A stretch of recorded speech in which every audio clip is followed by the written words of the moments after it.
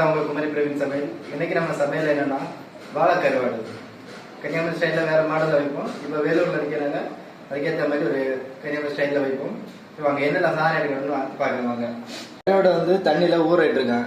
ஏன் ஊறிட்டுருக்கேன்னா அதில் இருக்க மண் இது உணர்த்துறதுக்கு கடலில் உள்ள மண் அதிகமாக இருக்கும். அதனால அதை போக்குறதுக்காக இதை அப்படியே ஊறிட்டுருக்கேன். அதுக்கப்புறம் புளி ஊறிட்டுருக்கேன். அதுக்கப்புறம் காய்கறிகள்னா இருக்குது. கத்திரிக்காய் நான் பகுதி கட் பண்ணேன், பகுதி என்ன இருக்குது இன்னும் கட் பண்ணணும். அடுத்தது மெயின் வந்து என்ன இருக்குது மசாலாய்கள்.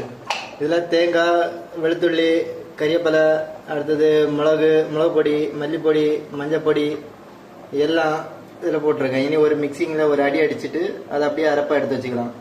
இனி கத்திரிக்காய் வந்து கட் பண்ணுவோம்.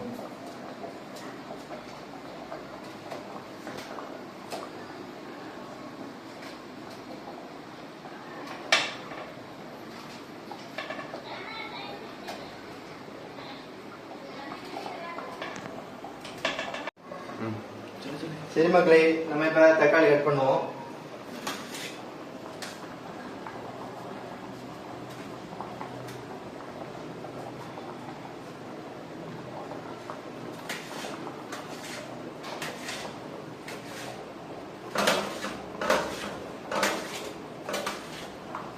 அது கழுவணும்.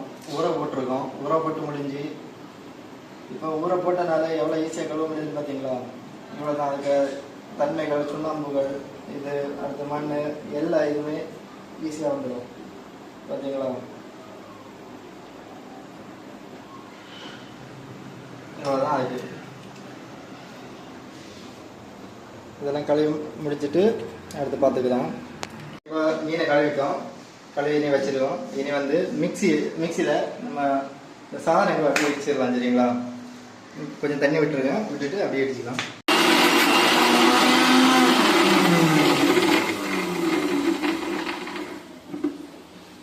ஓகே மக்களே, எல்லாம் நல்லா பட்டு போல இருந்திருக்கு.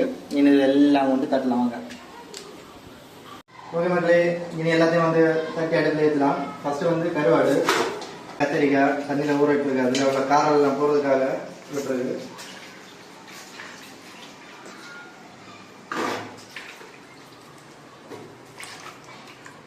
தக்காளி போடலாம். அதுக்கு அடுத்தது மெயின் சாதனம் வந்து நம்ம அரைச்சி வச்சிருக்க அரப்பு. சரிங்களா? இது வந்து கன்னியாகுமரியில் நாட்டு அரப்பு.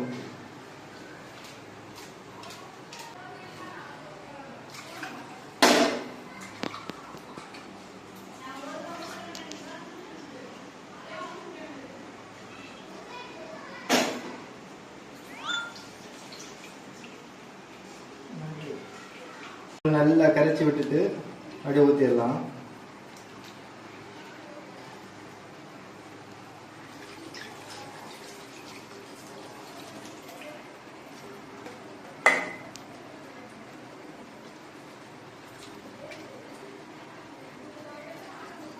எல்லா சாதனமும் போட்டாச்சு. இனி ஒரு கப்பு தண்ணி கூட விட்டு அதை நல்லா கலக்கி விடுவோம்.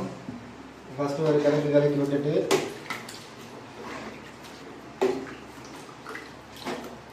இனி கொஞ்சம் தண்ணி விட விட்டுடலாம்.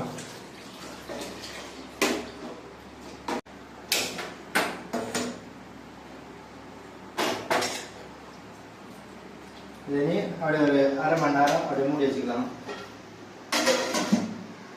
நம்ம கன்னியாகுமரி ஸ்டைலில் ஒரு கருவாட்டு குழம்பு